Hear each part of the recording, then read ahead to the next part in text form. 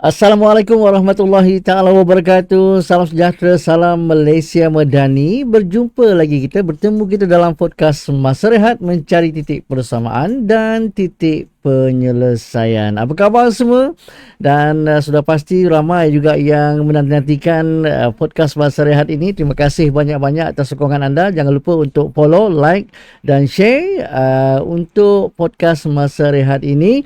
Sebab apa? Sebab podcast Masa Rehat ini mengangkat isu-isu semasa yang berlega-lega, khasnya di wilayah Persekutuan Labuan dan juga di negara kita khususnya ataupun amnya. Dan pastinya juga podcast Masa Rehat pada setiap kali penampilannya akan membawa bukan saja isu-isu semasa tetapi juga tetamu-tetamu yang cukup istimewa. Dan hari ini sekali lagi bertemakan saya Aresho aka Rosli Haji Omar dan juga di hujung sana Saudara Rafi Ali Hasan. Istimewanya hari ini kita bawakan khas. Ada yang tanya kenapa pakai baju pink hari ini kan? Baju pink ni memang saya sengaja pakai hari ini sebab kita bawakan gelombang warna pink hari ini. Kita nak bawa seorang yang cukup istimewa, iaitu ALONG, Along bijak sekali. Okey, kita bawakan Dato' Nurul Amal Muhammad Fauzi ataupun lebih dikenali sebagai Along. Yang di hujung sana Angah, sini Acik lah. Acik. Kita satu family ya. Kita bawa Ketua Puteri UMNO Malaysia untuk bersama-sama kita pada malam ini, Rosli. Betul.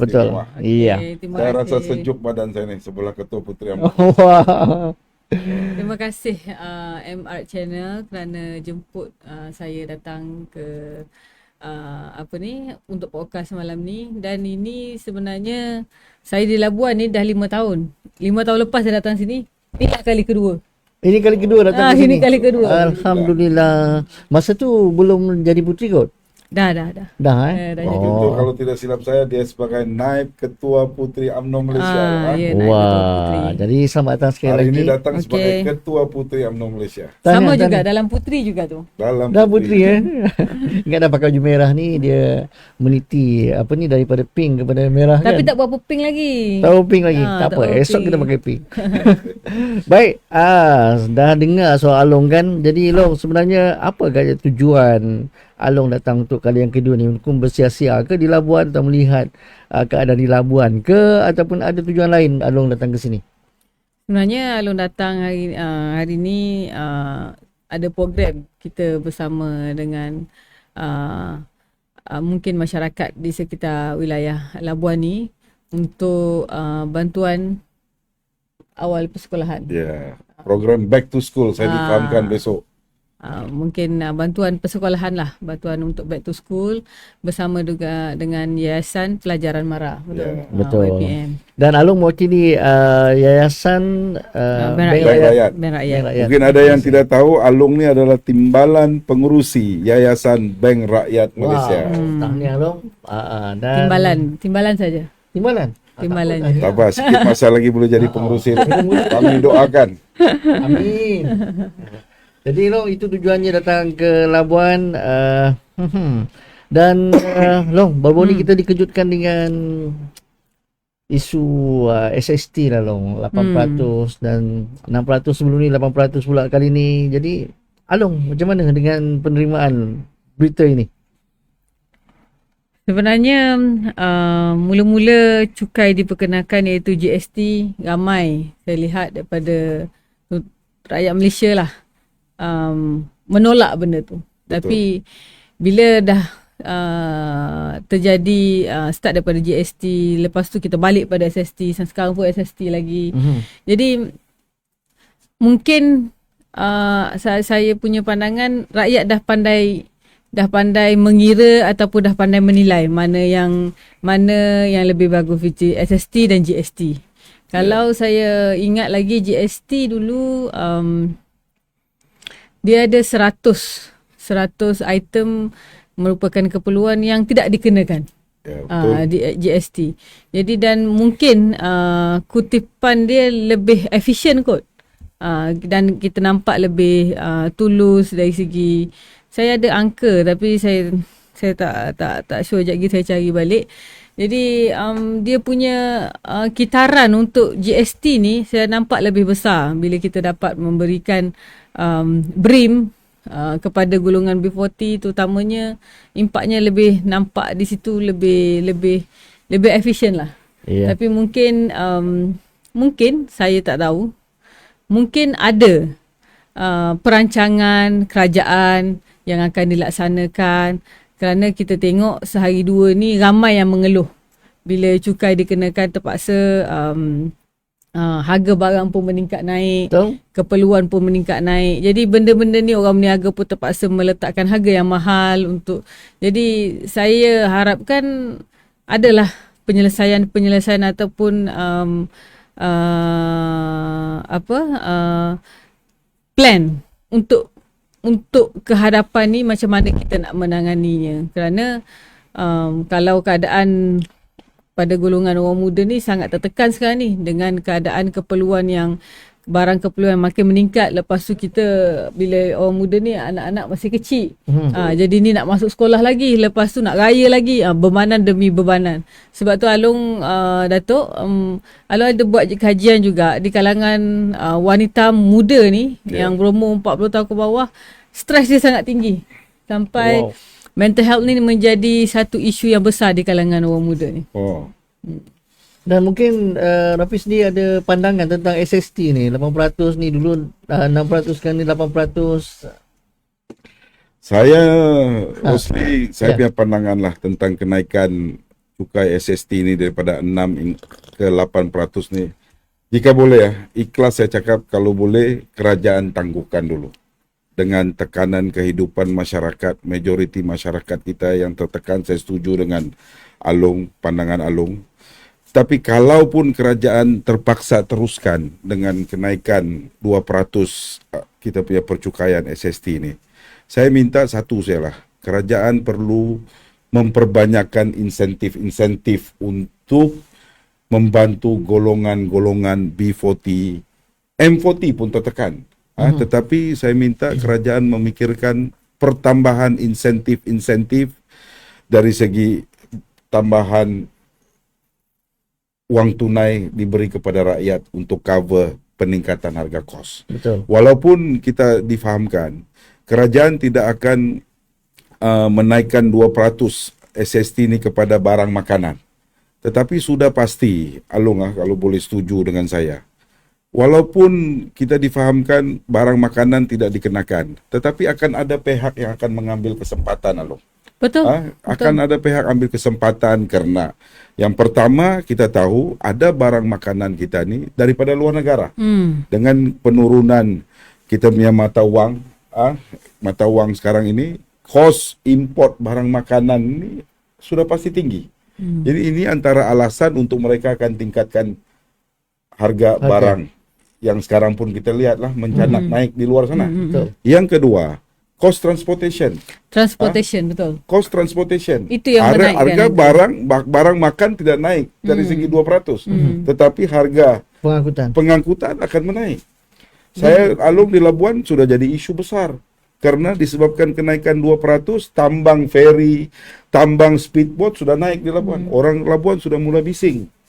Karena kenaikan daripada 6% kepada 8%.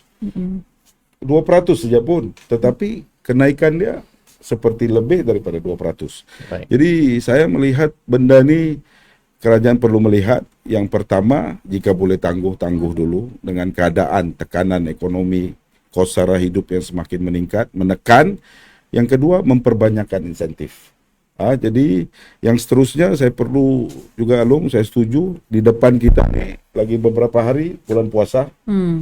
Tak lagi sebulan hari raya. So KPDNKK lah, Kementerian KPDNKK perlu turun ke bawah. Yang pertama, memastikan tidak ada kenaikan harga barang seperti yang dijanjikan. Itu yang pertama.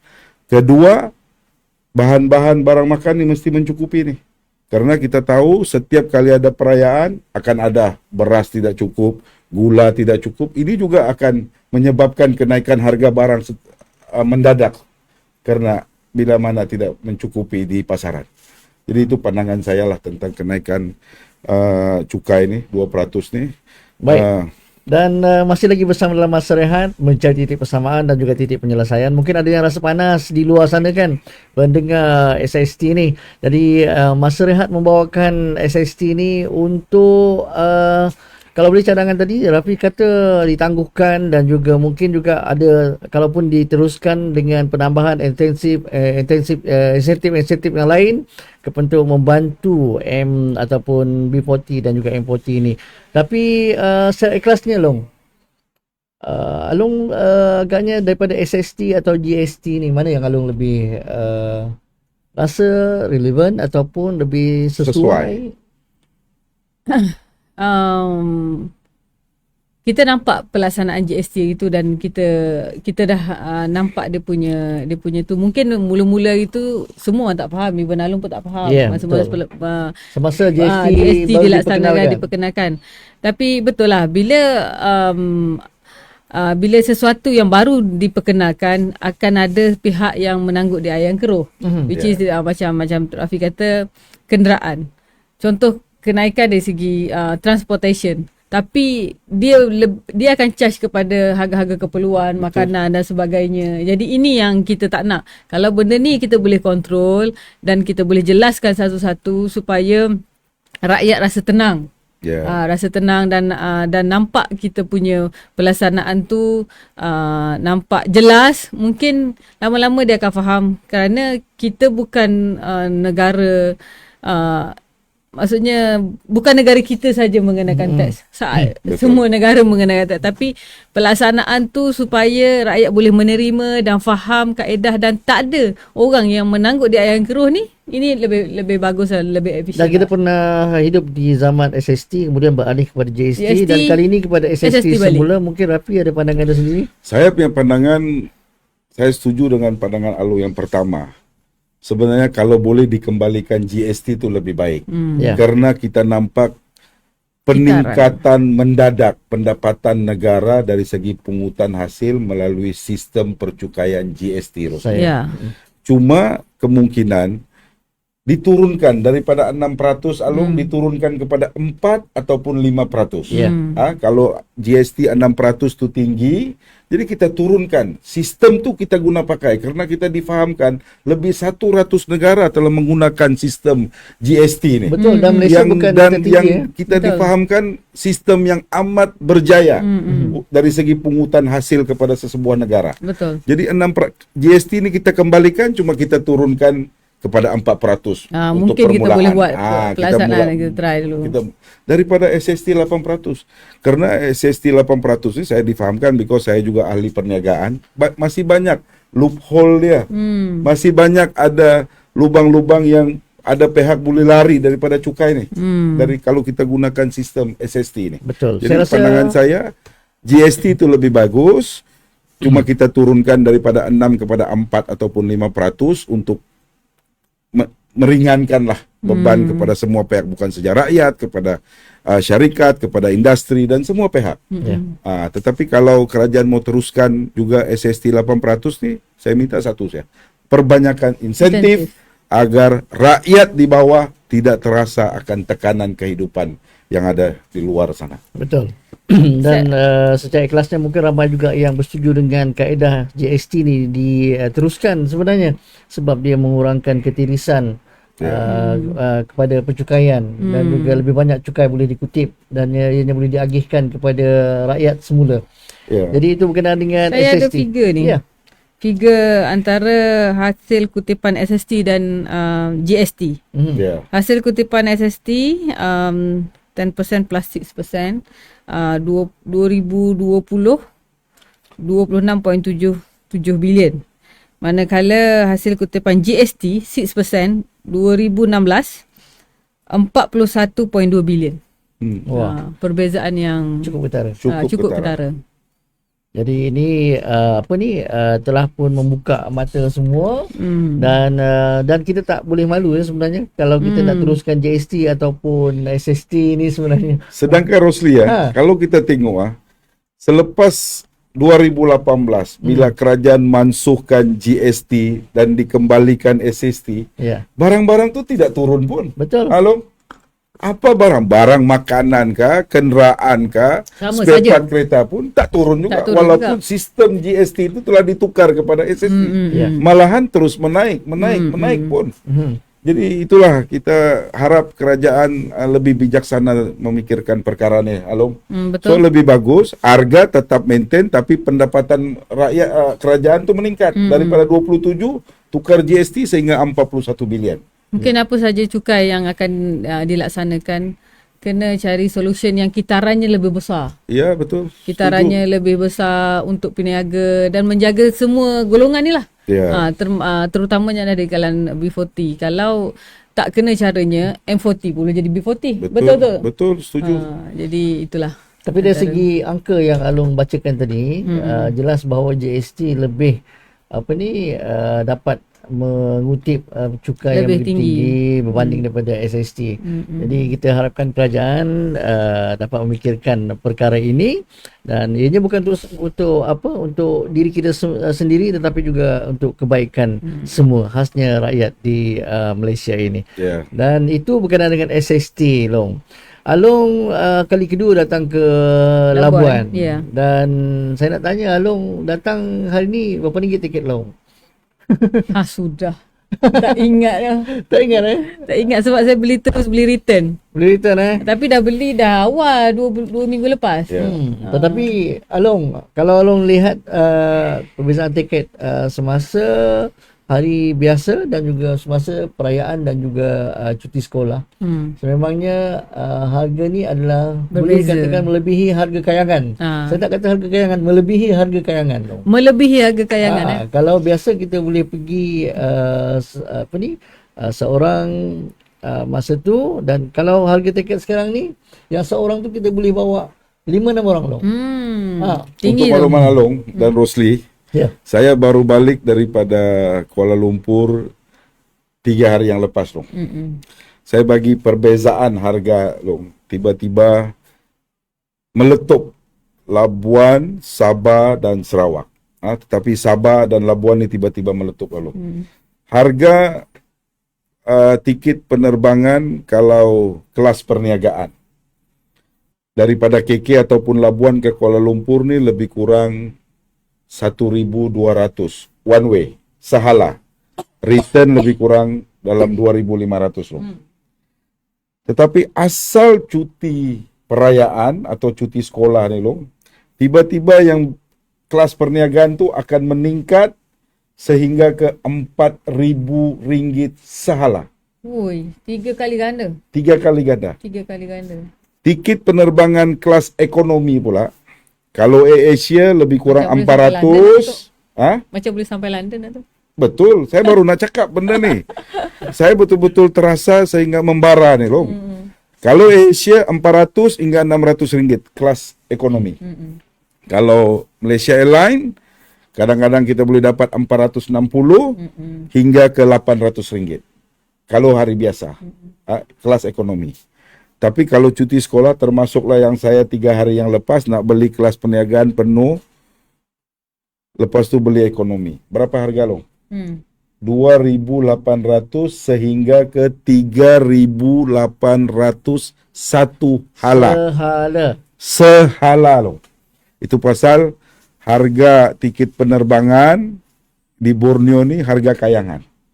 Dulu seingat saya kalau kelas ekonomi 3,800 long kita dapat pergi London long. Betul lah tu. Betul cakap kalau Belasan jam boleh pergi London. kita sampai sudah di London dengan 3,800. Sekarang 3,800 naik 2,5 jam baru sampai KK long. So benda ni yang berlaku long, dan untuk saya tahu banyak masyarakat netizen agak marah di luar sana. Dan cuma saya mau baca ada 2 artikel yang saya mengharapkan benda ni betul-betul menjadi kenyataan. Pertama, kenyataan yang dikeluarkan oleh Menteri Pengangkutan pada 24 Februari melalui akhbar Berita Harian. Dia menjanjikan harga tiket maksima pada hari perayaan Hari Raya Aidilfitri ini untuk kelas ekonomi Sabah dan Sarawak tidak melebihi RM599. Ini kenyataan Menteri YB Anthony Loke.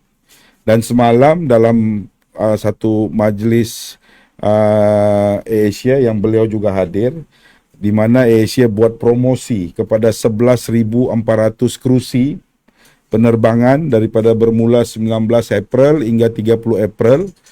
Harga tiket penerbangan Kuala Lumpur ke Sarawak RM199, manakala harga tiket Kuala Lumpur ke Sabah sama ada Tawau, Sandakan, Kota Kinabalu dan juga Labuan RM249. Saya ucapkan terima kasih kepada AirAsia. Cuma saya harapkan betul-betul kita bagi 11.400 kursi ini. Kadang-kadang kita tengok ada promosi, tapi bila masuk online tak ada pun. Tak ada pun. Ini kadang-kadang lah, tapi saya harap benda ni kali ini betul. Yang kedua, kalau AirAsia boleh bagi, kenapa lah Malaysia Airline tak boleh bagi, Malindo tak boleh bagi. Jadi harap-harap penerbangan yang lain juga boleh bagi. Kerana sakit tau. Seperti saya, anak saya pun belajar di Kuala Lumpur. Kalau one way sehingga RM2,000 kelas ekonomi, pulang balik RM4,000 gaji setengah bulan. Jadi begitu juga keluarga-keluarga di luar sana mengharapkan Tapi kerajaan. tak ada gaji setengah bulan kalau gaji RM4,000. Itulah. Kalau gaji tu RM4,000, kalau at least dia setengah bulan. Jadi kalau gaji tu RM4,000, memang Betul. habis untuk tu je lah. So saya pertama saya ucapkan terima kasih atas inisiatif yang dibuat oleh Kementerian Pengangkutan melalui YB Anthony Loke, tetapi apa yang diusahakan ini betul-betul menjadi kenyataan. Karena orang Sabah berpuluh-puluh ribu akan balik sempena hari raya ni. Begitu juga orang Labuan, begitu juga orang di Sarawak. Tapi kita mengharapkan supaya benda ini juga diambil, inisiatif ini diambil oleh semua penerbangan, syarikat penerbangan. semua syarikat penerbangan, jangan AirAsia saja. Itu yang kita harapkan lah. Memang sakit kalau Along mungkin balik Kelantan paling-paling RM300 saja tiket penerbangan. Tapi sebenarnya bila musim perayaan, bukan di Borneo saja sebenarnya yang naik, tapi di semua negeri pun naik. Tapi at least kalau ke Kelantan, kalaulah tiket tu mahal, kita ada satu alternatif lain, iaitu dengan kereta. Betul. Tapi untuk Kamu ada banyak alternatif Kamu ada kereta boleh, bas boleh, kereta api boleh. Tapi untuk orang Borneo, tak ada, no belon choice. saja ada. Kalau belon tak tahu berapa hari baru sampai Tetapi saya pun hairan kenapa ada kenaikan begitu tinggi, sedangkan harga minyak kapal terbang tak naik pun. Gaji staf yang bekerja di syarikat penerbangan tak naik pun kalau hari perayaan kita dengar, betul ke tidak? So kos operasi itu tetap sama. So kenapa tiba-tiba ada kenaikan yang begitu tinggi?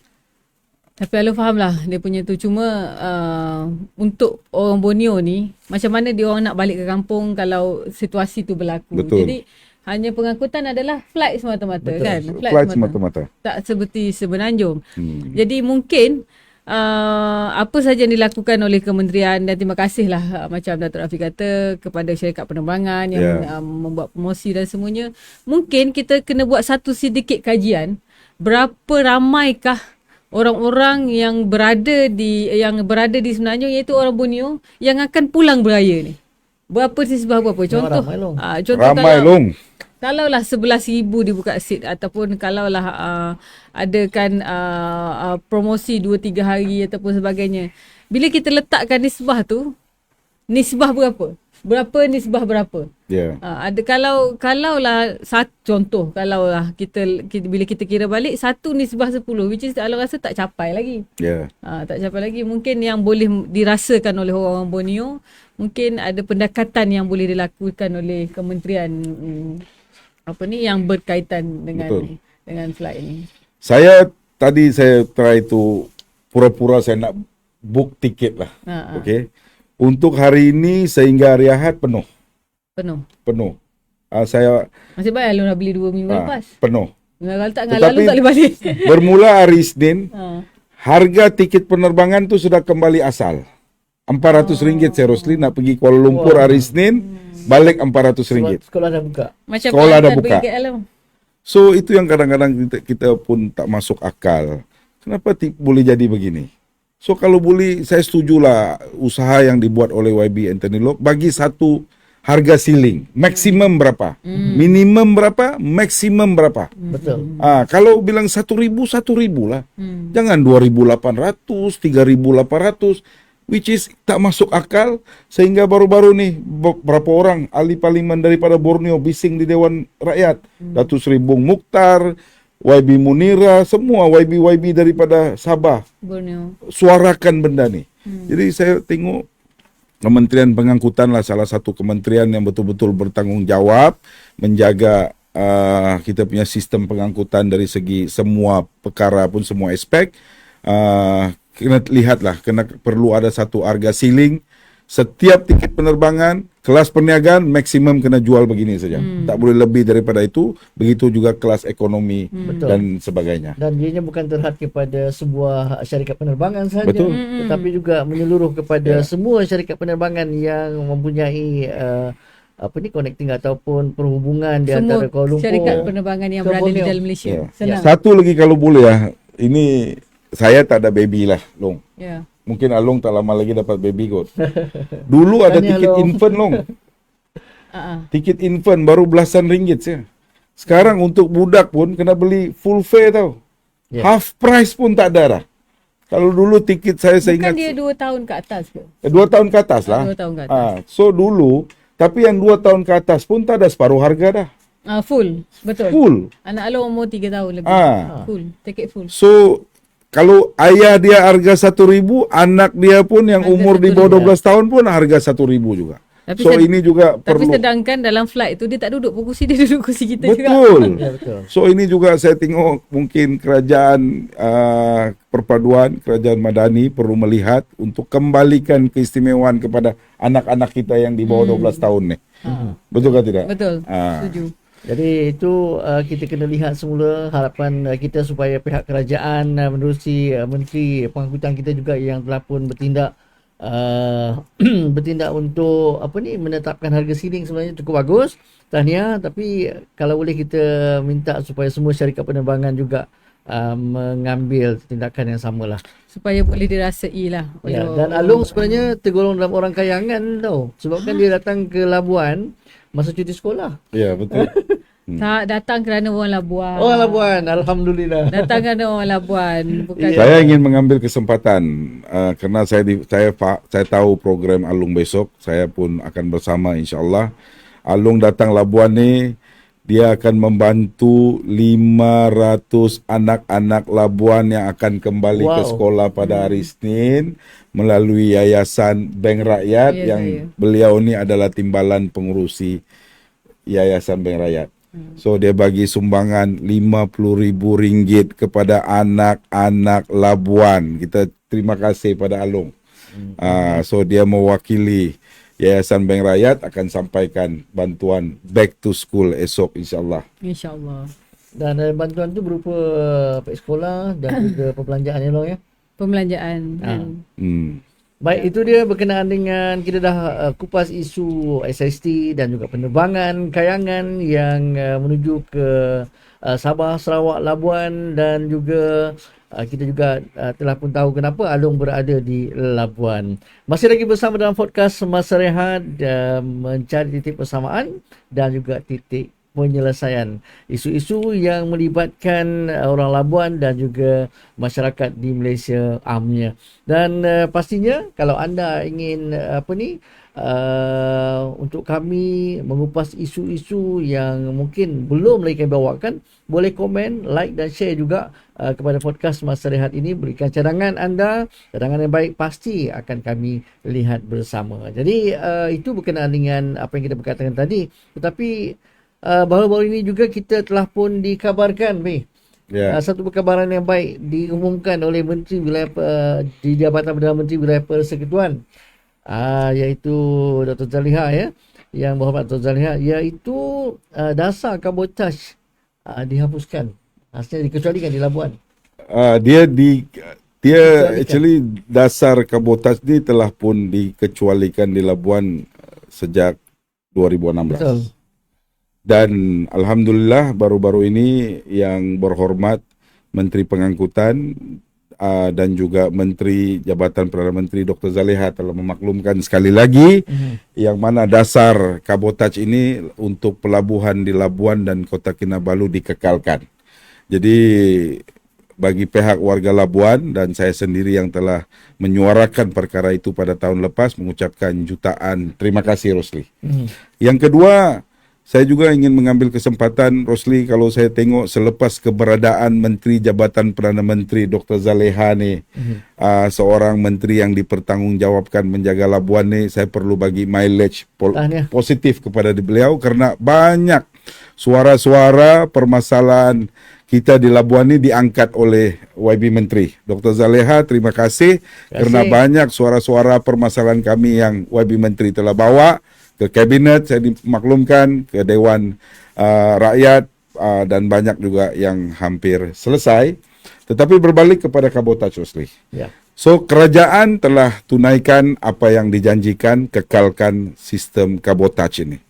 Tetapi, untuk kita mau pastikan barang yang datang di Labuan ini dengan harga yang murah, semua pihak kena mainkan peranan, Rosli. Semua pihak, terutama sekali syarikat yang mengendalikan operasi pelabuhan di Labuan dan pihak-pihak lain. Yang pertama dari segi mempromosikan pelabuhan Labuan ni yang cukup istimewa, Alung. Labuan ni satu pulau bebas cukai. Apa barang yang masuk di Labuan ni, Long, tidak perlu bayar cukai. Dan yang kedua, pelabuhan Labuan itu sendiri satu-satunya pelabuhan di Malaysia yang bebas cukai. Apa barang yang landed di pelabuhan Labuan tu tidak perlu bayar cukai. So, actually keistimewaan yang ada ini, semua pihak kita promosikan keistimewaan ini kepada luar sana. So, kapal-kapal tak perlu semua mau datang pergi Port Klang. Turun kena bayar cukai. Turun ke pelabuhan Kota Kinabalu, turun kena bayar cukai. Tapi kalau datang ke Labuan tak perlu bayar cukai. So, jadikan pelabuhan Labuan ni sebagai port bersepadu ataupun integrated port untuk Kepulauan Borneo mungkin. Ini pandangan saya.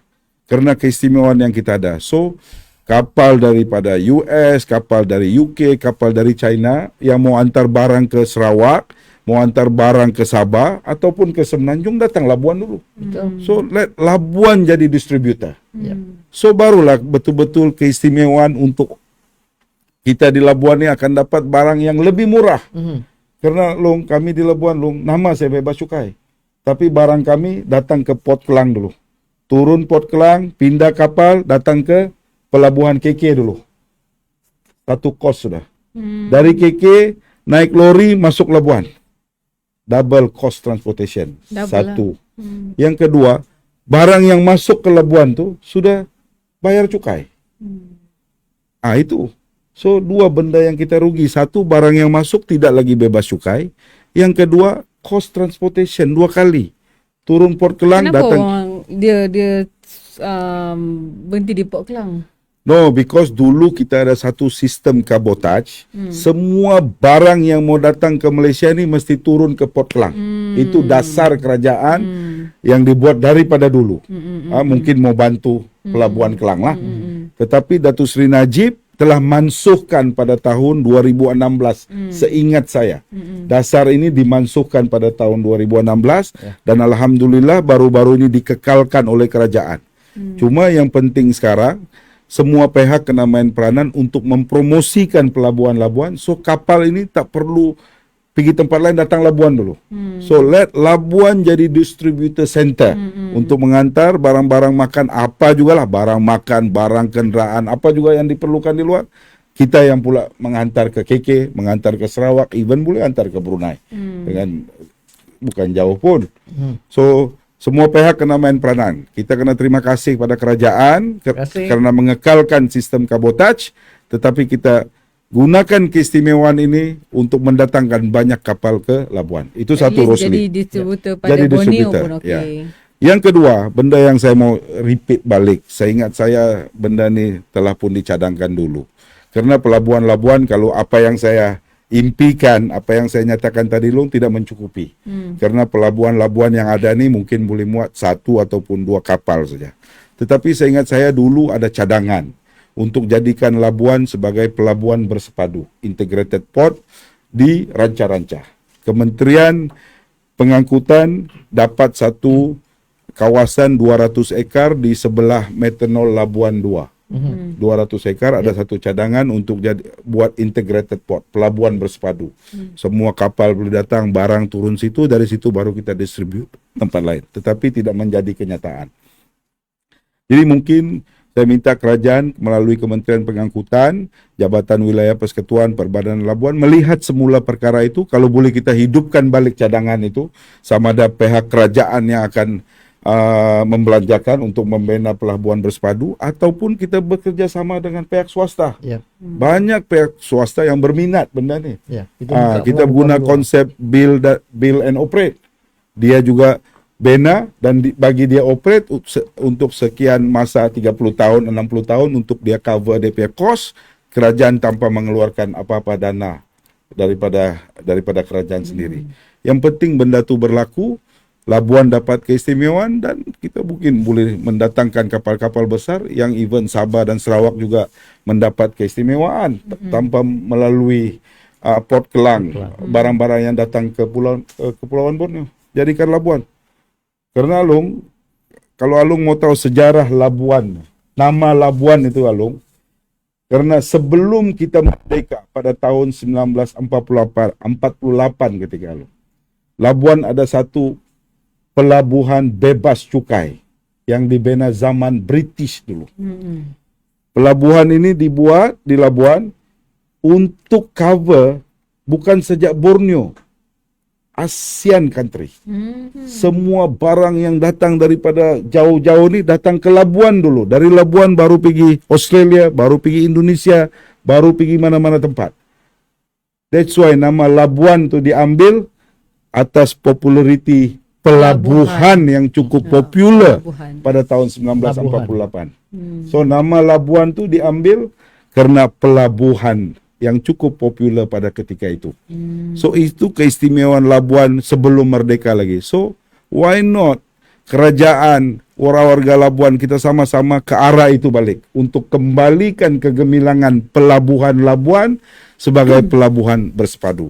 Tanah ada 200 ekar, Kementerian Pengangkutan tengok sama ada kerajaan mau belanja ataupun kita panggil pihak swasta. Banyak pihak swasta yang berminat.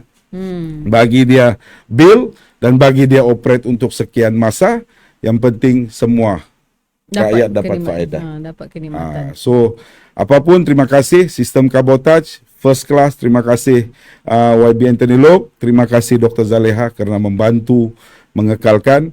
Yang kedua, semua pihak kita promosikan keistimewaan yang ada di Labuan, pelabuhan bebas cukai dan pulau bebas cukai ini. Betul, dan pastinya ini akan kita mengharapkan dapat merancakkan lagi ekonomi di Labuan, khasnya dalam mengekalkan sistem ataupun mengekalkan Pulau Labuan bebas cukai ini. Jadi itu berkenaan dengan sistem kabotaj. Tahniah sekali lagi dan terima kasih kepada pihak kerajaan dan juga masih lagi bersama dalam Masa Rehat sebenarnya. Mencari titik persamaan dan juga titik penyelesaian. Banyak isu telah pun kita kupas sebenarnya khas untuk masyarakat Labuan dan juga masyarakat Malaysia amnya. Dan itu berkenaan dengan sistem kabotaj, kita dah sentuh penerbangan, kita dah sentuh SST.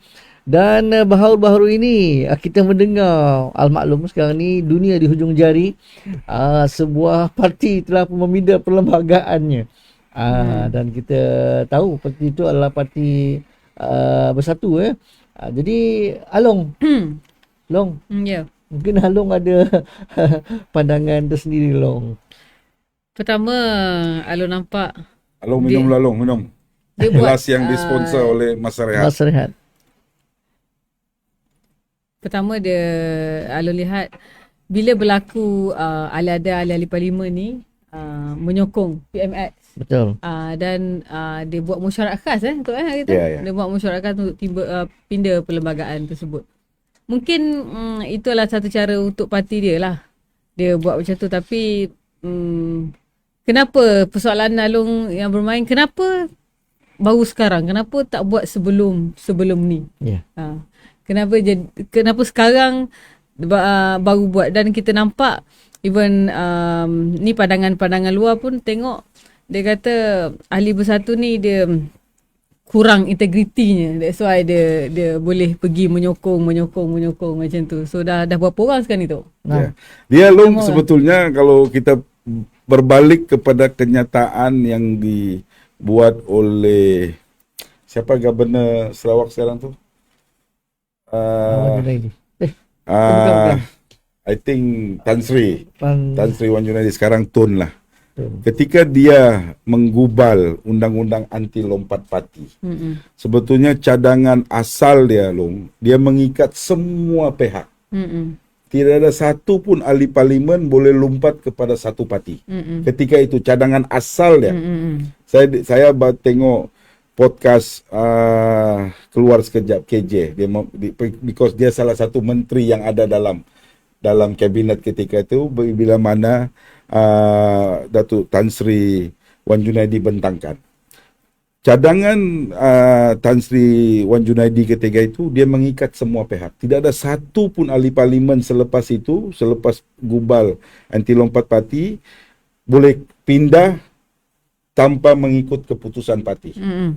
So, tapi ketika itu Tan Sri Mahyudin Yassin tidak setuju cadangan yang dibawa oleh Tan Sri Wan Junaidi ketika itu. Dan dia bagi kelonggaran apa yang dia pindah baru-baru. So bila dah kena batang hidung baru nak pindah balik seperti apa yang dicadangkan oleh Tan Sri Wan Junaidi ketika itu. Dia cerita dia macam ni, dia ingatkan kita yang kena, rupa dia yang kena. Dia ingat kau tahulah apa yang berlaku 2018, banyak ahli parlimen kita yang diorang curi. Betul. Jadi mungkin pada ketika itu mereka rasa takut tak cukup numbers, so masih lagi boleh belilah ahli parlimen BN ataupun ahli parlimen PH, tapi akhirnya rupanya mereka pula yang kena. Betul. Tapi kita tidak maulah cerita benda-benda yang lepas, tetapi baliklah kepada apa yang Roslina tanya Long. Long. Ya. Mungkin adakah PRK akan diadakan, Long? Kalau mungkin berlaku tak adalah masa terdekat kot tu Yes. Kalau nampak tak ada masa terdekat ni, cuma kita melihat kehadapan ni, kebanyakan kerusi yang menjadi orang kata 6 orang tu, yang tu kebanyakan sebelum ni adalah seat kepada UMNO. Seat kepada UMNO, dan kita tengok bila saya tengok presiden parti mengeluarkan, dia kata kami sedia meletakkan calon jika apa dia punya statement tu, BN bersedia untuk meletakkan calon jika berlaku pilihan raya kecil. Pilihan raya kecil, ya betul. Jadi saya rasa satu statement yang tegas, yang cukup tegas daripada presiden parti, which is kita pun menantikan benda tu. Yeah.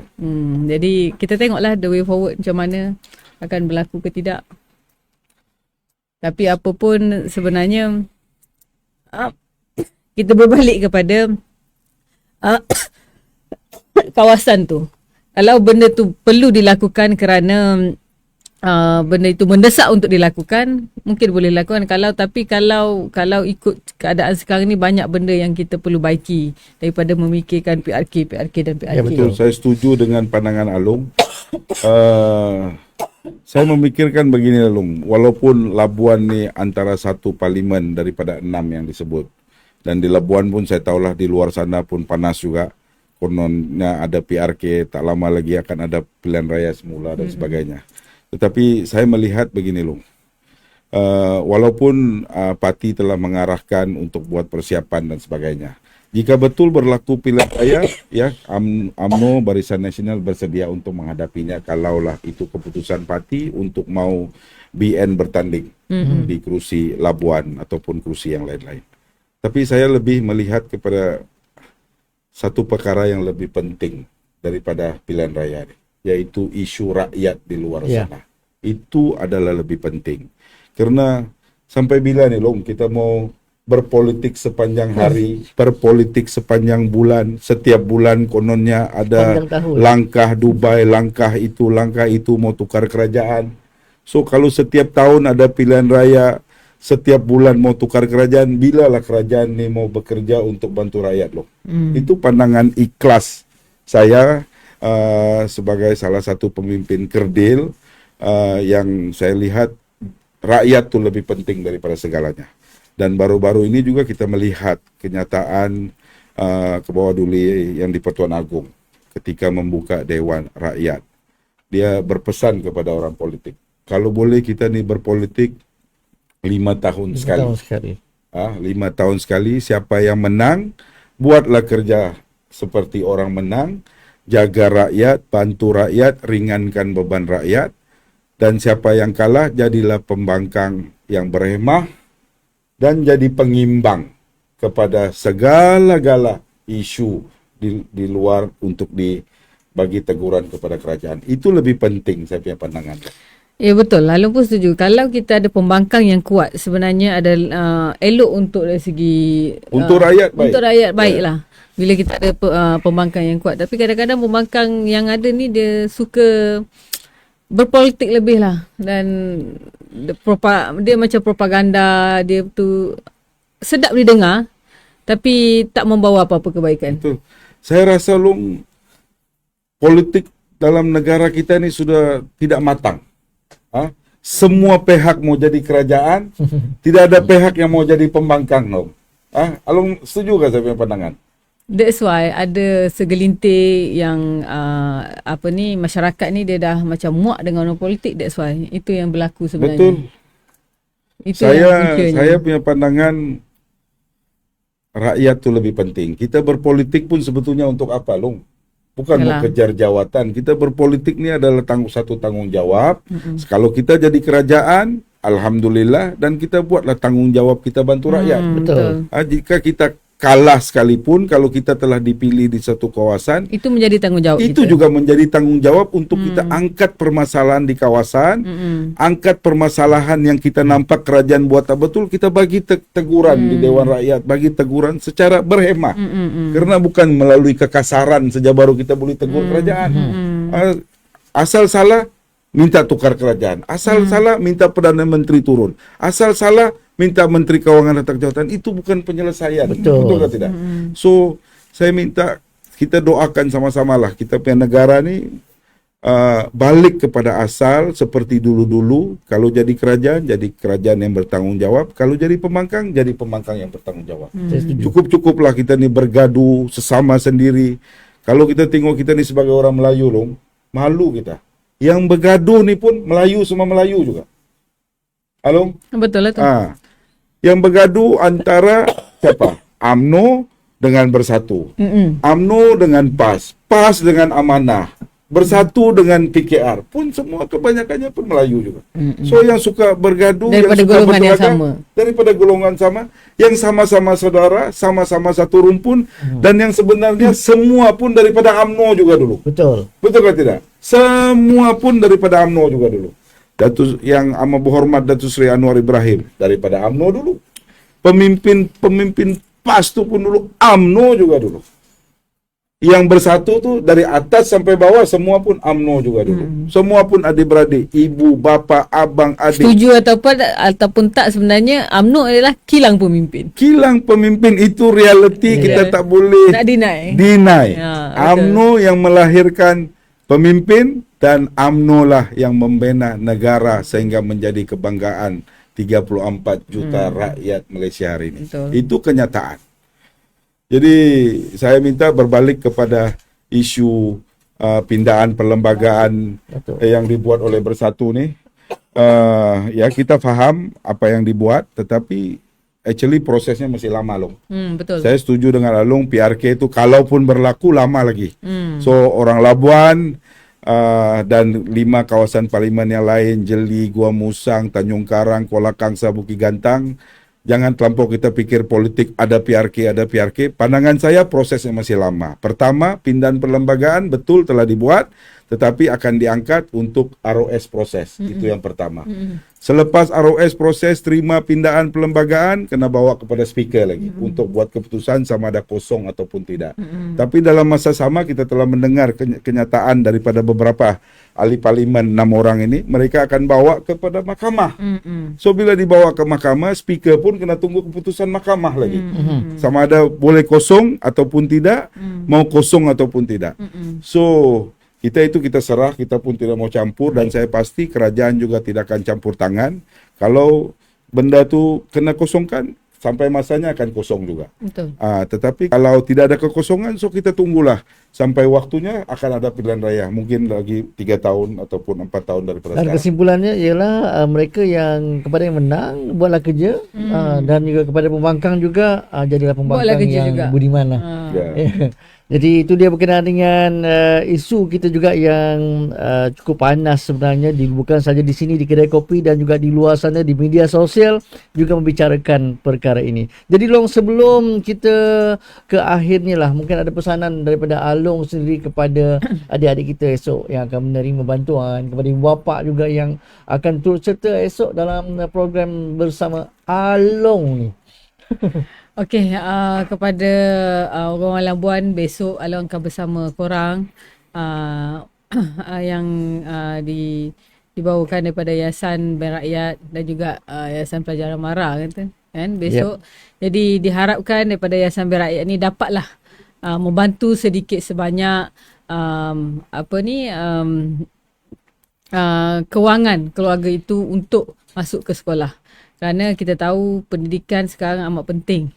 Tak kira lah di mana-mana level pun, apa saja yang kita lakukan, pendidikan tu paling utama. Jadi saya harap kepada ibu bapa yang anaknya dipilih besok untuk menerima bantuan ni, sedikit sebanyak dapat menampung beban keluarga, insya-Allah. Baik. Dan mungkin sebelum akhirnya, Rafi ada nak cakap sikit? Pertama, saya ingin ucapkan terima kasih yang tidak terhingga kepada Along di atas kesudian datang ke Labuan. Yang pertama, ini sahabat saya nih. Dia Ketua Puteri UMNO Malaysia, saya Ahli Majlis Kerja Tertinggi. Selalu kita akan bertemu sebulan sekali dalam mesyuarat Ahli Majlis Kerja Tertinggi. Salah seorang pemimpin di Labuan rasa terharu, orang besar datang ke Labuan. Dan datang bukan dengan tangan kosong.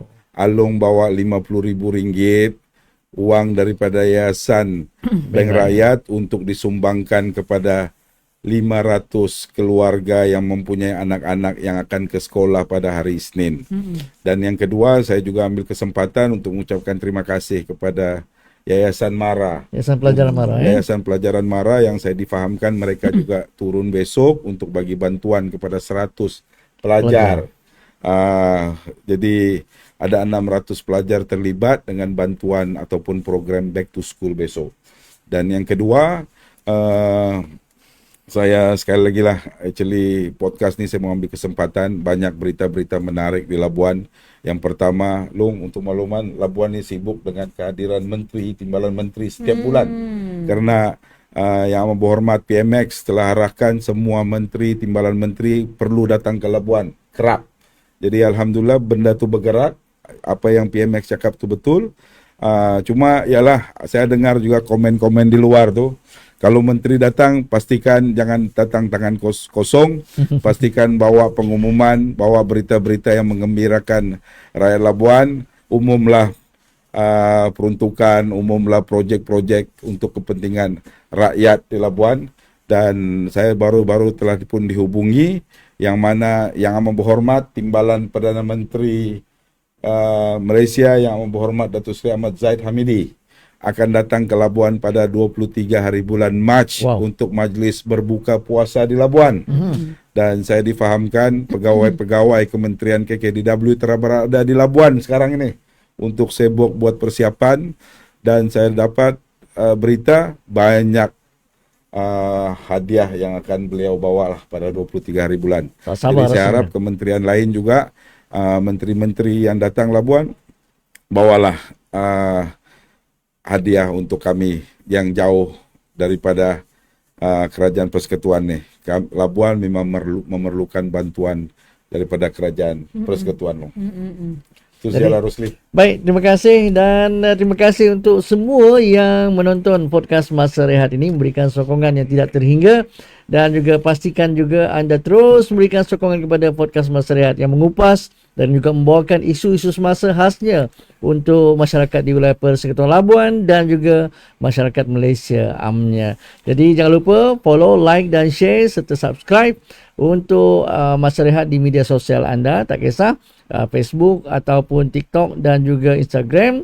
Juga jangan lupa untuk share sekali ya. Jangan lupa untuk tanda love tanda like kepada podcast Masa Rehat, sama ada di TikTok, Facebook ataupun Instagram. Jadi kita akan jumpa lagi insya-Allah dalam podcast Masa Rehat di masa yang akan datang, mencari titik persamaan dan juga titik penyelesaian.